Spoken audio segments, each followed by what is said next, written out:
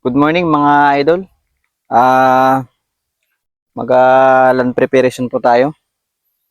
Pagtataniman po natin ng pipino. So yung tong area na yan, yung mga tanim na yan, yung doon banda ay tataniman po natin ng pakwan sa susunod na araw o buwan, ganun. So ito po muna ang unahin natin. Mag-plot muna tayo para pagtaniman ng pipino. So ganito lang po yan sa backyard garden. So hindi siya pang malawakan. Ganito lang, maliit lang. Sundan nyo lang po ito at kayang-kaya nyo rin to. Okay.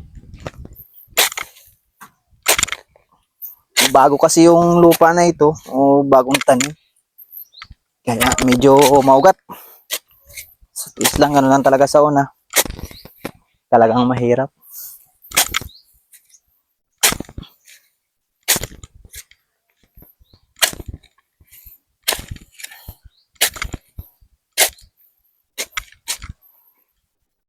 Medyo matigas. Idol, so tsaga-tsaga lang talaga. Matatapos din.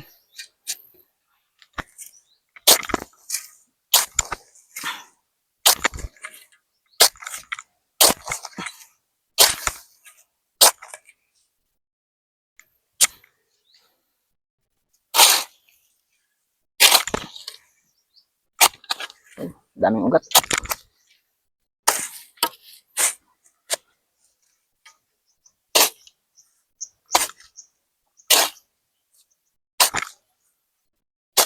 So, nakakapagod.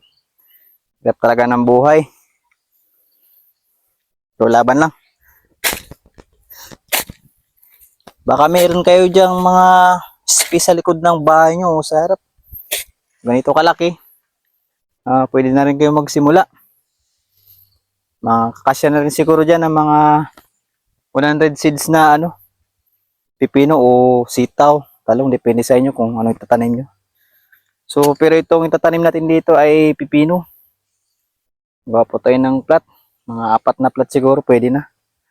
So, mga idol, yung purpose pala ng ganitong plat,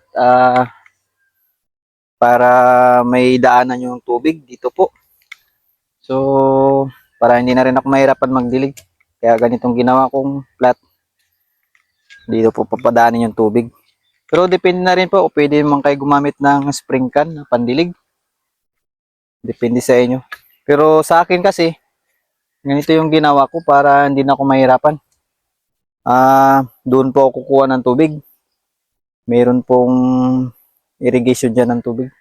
So maglalagay lang ako ng hose at papunta dito. Ganun lang. Iwas na rin. Iwas trabaho na rin. Para mas mapadali yung pagdilig natin. So yun guys. Tuturo ko po kung saan po kami kumukuha ng tubig.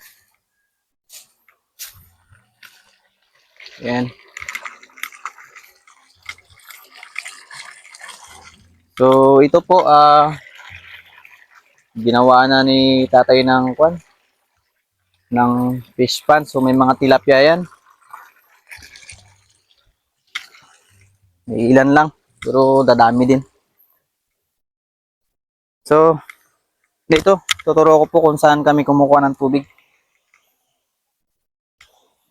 Bali galing po pala ito ng dam. Itong pinagkukunan namin ng tubig. Yan. Diyan po manggagaling. Malinis po yan. Kasi sa malaking ilog po galing yan yung tubig na yan. Pwede rin paliguan. Yan.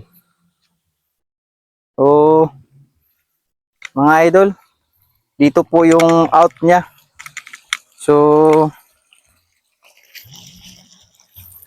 kapag gustong patubigan ng malakas, tinatanggal lang po itong harang na to. para lumakas yung tubig. Kung gusto mong tanggalin yung tubig, lagyan ng harang tapos sako para din na lumusot yung tubig. So ganun lang. Kaya maganda siyang pagkunan ng tubig at hindi ka na mahihirapan magdilig-dilig pa. So mga idol, mayroon ding sitaw dito. Sayang pa rin yung space kaya tininiman na lang, kita nyo naman. Ang lulusog niyan mga idol, wala pa yung abono. O talagang mataba ang lupa dito. Ayan, nandoon po yan. Sa linya ng tubig. So, mga idol, hanggang dito na lang po yung video natin. Abangan nyo na lang po yung sunod na video sa pagtanim po ng pipino. At maraming pong salamat sa inyong panunod. Huwag niyo pong kalimutan mag-follow po sa aking Facebook. At mag-share po sa ating video. So maraming pong salamat. Bye-bye!